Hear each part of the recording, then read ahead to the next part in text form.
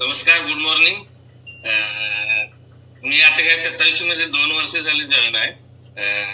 पहिला आमचे स्पॉन्सर जे हेमंत आहे ते आमचे क्लासमेट, त्यांनी आम्हाला गेट टुगेदरला बघितलेलं. त्यावेळी माझं वजन 130 किलो होतं. जीवनात 130 किलो वजन घेऊन कसं चालायचं, कसं जगायचं, म्हणजे असहाय्य होतो. सगळं प्रयत्न करत होतो पण यश येत नव्हतं. वजनाकडनं जिम करत होतो, व्यायामला जात होतो, बॅडमिंटन खेळत होतो किंवा बाकीचे गरम पाणी प्या, मध लिंबू पाणी प्या, सगळे प्रकार करत होतो. पण सगळे करून थकलो होतो. काय म्हणजे टोटल नॉलेज नव्हतं. फक्त हे सांगतात ते सांगतात त्या प्रकारे करत होतो. व्यायाम सुद्धा करत नव्हतं. नाही, व्यायाम पण करत होतो पण यश येत नव्हतं. आणि जादा वजनामुळे माझी तब्येत म्हणजे पित्ताचा प्रचंड त्रास. पित्ताच्या अचुलकच्या गोळ्या तर मी रोज मॅडम 3 ते 4 व्हायच्या माझ्या. तरी पित्त म्हणजे ते गोळण्या यायच्या, हे व्हायचं, जेवणानंतर ढेकऱ्या यायचं. बराच म्हणजे काय खायला त्याचा सुद्धा आनंद घेता येत नव्हता. खात होतो पण त्याचा आनंद घेता येत नव्हता आणि ते पचत नव्हतं. मग पित्ताचा त्रास होत होता. रात्र जागरण व्हायचं, सारखं 2-3दा उठायचं. गोळणे, पित्त व्हायला लागले, ढेकर यायला लागल्या, डोकं दुखायला लागले. हे प्रकार म्हणजे तब्येतीचे किरकोळ आजार होते. पण ते एवढे म्हणजे इग्नोर होते की मी ते आजारासोबतच जगत होतो. रोजच्या रोज वेगवेगळ्या प्रॉब्लेम सोबतच. काम करण्यात अजिबात ताकद नव्हती. 2 तास सुद्धा काम होत नव्हतं. कोल्हापूरला मी जात असताना मॅडम 4 वेळा उतरत होतो गाडीवरून. म्हणजे इतका हातापायात मुंग्या यायच्या, त्रास व्हायचा. मग मॅडमनी मला बोलवलं म्हणजे 6 महिने बोलवत होते. पण मी एवढं सगळं करतोय आणि आता ह्यांचं काय असणार आहे हेच डोक्यात असायचं. पण ज्यावेळी तिने रागवून बोलवलं त्यावेळी एकदा म्हटलं जाऊन बघूया. तर त्यावेळी मी घाट मॅडमांचं जे ऐकलो, इतका प्रभावित झालो. मी काही प्रश्न विचारला नाही. फक्त त्यावेळी ठरवलं मॅडम सांगताना फक्त घाट मॅडम जे सांगतील तेवढं फॉलो करायचं, बाकी काही करायचं नाही.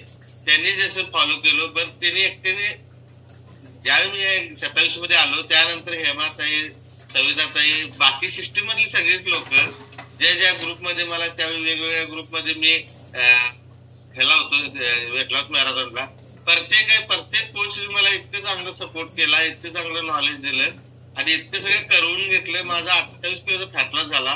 त्यानंतर पूर्ण म्हणजे लोक मला विचारायला चालू केले, मॅडम किती एवढा तुमचा फरक पडायला लागलाय, काय व्हायला लागलाय, कसं एवढं तुमचं ट्रान्सफर झालं. लोक आणि माझ्या शरीरात बी इतके बदल होत गेले.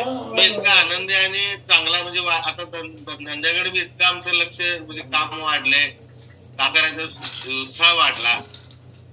त्यामुळे आनंदी जीवन म्हणजे 50 वर्ष जीवन जगलो ते व्यर्थ जगल्यासारखं वाटायला लागलं. इतकं 2 वर्षात मी आनंदी आणि हॅप्पी सगळे जीवन जगायला म्हणजे जीवन माझं चाललंय रोज. आणि आनंदी आणि एक्साइटमेंट जी शरीरात आल्या त्यामुळे खरोखर 50 वर्ष माझी व्यर्थ केल्यासारखं वाटतं. आणि आता मी एवढं आनंदी जगतोय तर पहिले मी जगलो ते कसं जगलो हेच मला आठवलं जुने दिवस. तर मला असं वाटतंय की आम्ही पहिला काय म्हणजे हे केलंय आयुष्यात येऊन एवढ्या अचिव्हमेंट आता मला या वाटायला लागल्या सगळे जगण्यात. दुसरा विषय असा आहे की मिसेसचा बी मणक्याचा गॅप होता, ते सुद्धा तिचा 3 महिन्यात कव्हर झाला. मुलगा बी माझा आता हे करतोय. अभ्यासात अजिबात म्हणजे 2 तास अभ्यास त्याचा कंटिन्युअस होत नव्हता. थोडा 1 तासभर 8 तास अभ्यास केला की येऊन आडवं सोप्यावर पडायचं, फाटवर पडायचं. म्हणले त्याला किती रागवायचं तर त्याचे दोष कोणाचा होता, दोष आमचा होता. मुलांना आपण ऐकू आले मॅडम अगदी व्यवस्थित. मुलांना आपण सगळं पैशाला शिक्षणाला खर्च करतोय, कपडे लत्ताला खर्च करतोय, पण त्यांना काय पाहिजे नेमकं ते देत नाही. आणि आपण त्यांना म्हणतोय माझं पोरग कामच करत नाही, माझं पोरग अभ्यासच करत नाही. त्यांचं शरीर साथ देत नसते. त्यांना जे पोषक तत्व आहे ते आपण त्यांना देत नाही. आणि आपण त्यांना रागवायचं मात्र आपण पालकांनी कामायचे तेवढं ठरवलेलं तेवढं करत राहतोय. तुझ्यासाठी किती करायचं, तुला हे आणून द्यायचं, तुला ते आणून द्यायचं आणि रागवत बसायचं. पण त्यांना मुळात जे खाण्यात पिण्याला जर त्यांचं शरीरच तेवढं बलवान बनवलं. आता जो माझा मुलगा 12 तास अभ्यास करतोय मॅडम, नॉनस्टॉप. त्याला अरे 5 मिनिटं घेऊन आमच्याजवळ बस म्हणलं तरी बसत नाही. इतकं तो अभ्यास करतोय. जेवायला आणि शेक घ्यायला आणि संध्याकाळचं शेक घ्यायला तेवढं खाली येतोय तो. बाकी इतकं म्हणजे आता सीएच्या 2 परीक्षा मी पास झाला तो. सगळे पै पाहुणे सुद्धा विचारतात इतके तुमच्या घर कुटुंब एवढं सगळं आनंदी आणि निरोगी कसं झालं.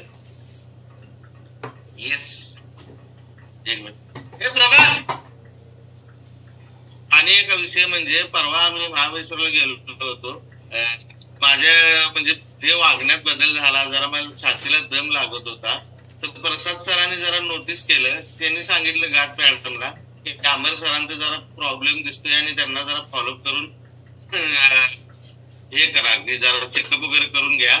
मी दम लागते म्हणून पावसात भिजले म्हणून वाफ घ्या हे घ्या असे सगळे प्रकार करत होतो.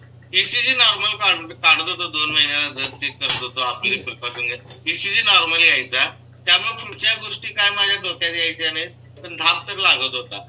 तर प्रसाद सरांनी एकदम केअरफुली मॅडमांना सांगितले की सूचना केल्या की खरोखर काय तर जरा अमर सरांचं एकदा चेकअप करूया. फक्त माझ्या वागण्या बोलण्यात त्यांना जे बदल दिसला तिथं, म्हणजे इथं असं आहे की प्रत्येक जरी आपले सगळे ग्रुपचे ते नसले तरी त्यांना एवढं त्यांचं बारीक लक्ष असते. म्हणा घाट मॅडमनी, मिलिंद सर आणि हेमाताईंना पूर्ण त्यांना अमर त्यांना हॉस्पिटलला पाठवायची, चेकअप करायची जबाबदारी तुमची. त्यांचं 2-2 तासाला मला मिलिंद सर आणि हेमाताईचा फोन.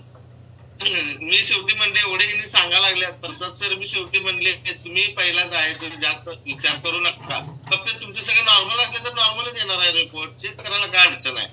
म्हणजे इतक्या 3 लोकांनी मला फॉलोअप केलं की माझं मी जाऊन तपासलो तर मला एक हे निघालं ब्लॉकेज. पहिला अँजिओग्राफी आणि इको बी सगळं नॉर्मल आला, पण अँजिओग्राफी करायच म्हणले सर.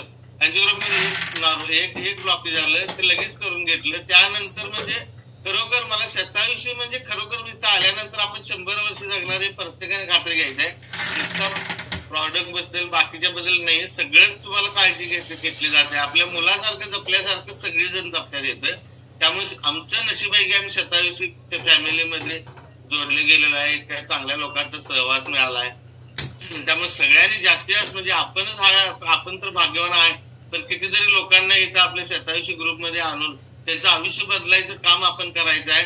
भले आपल्याला थोडं त्रास होईल, थोडं हे करेल, पण हक्कानं काय ना. मी कसं मला भांडून मी यात आलोय, तसं आपण बी आपल्या जवळच्या लोकांना राहून आणा, पण आणा, असं माझं तर स्पष्ट मत. येस, चलो जोरदार क्लॅपिंग करू आपण अमर सरांसाठी. अमर सरांचा एक्सपिरियन्स लई पॉवरफुल का आहे माहितीये का, की आपण सकाळी आम्ही सगळेजण सांगतो तुम्हाला फ्युएल इनटेक करताय म्हणजे आपण काहीतरी खानपान मध्ये बदल केलाय, म्हणजे वागण्यात बदल नाही केला तरी चालत नाही. गाफील राहू नका फक्त. कारण का की मी हे घ्यायला लागलोय म्हणजे मला काहीच होणार नाही असं नाहीये. शेवटी भाकरी भाजी खाताना काहीतरी होतं ना, मग हे पण अन्नच आहे. त्याच्यामुळं तुम्हाला अवेअर राहावंच लागेल ना कायम. काय आपण हे घ्यायला लागलो बिंदास्त असं नको. आणि रियल प्रसाद सरांनी डायग्नोज भारी केलं होतं आणि आम्ही यांचा पाठपुरावा एवढा केला होता कारण हे लय गाफील होते. नाही मी केलंय बरोबर आहे ना, त्यांनी केलं होतं, पण ऍक्च्युअली आपल्याला जे निदान लागणं सुद्धा ना खूप महत्वाचं असतं. आणि मिलिंद सर आणि हेमाताईंना मी एवढंच जबाबदारी दिली होती, हे सगळं करून घ्यायची जबाबदारी तुमची आहे. की त्यांना नाही बी काय सांगायचं नाही, ते कसं घ्यायचं ते तुम्ही घ्यायचं. त्यामुळे त्यांनी पाठपुरावा खरंच त्यांचा घेतला, त्यांनी निर्णय लगेच घेतला, छानपैकी झालं. होणं गरजेचं होतं, त्या गोष्टी झाल्या, वेळ असताना झाल्या, ह्या खूप महत्वाच्या आणि म्हणून त्यांचा रिझल्ट एकदम भारी आहे.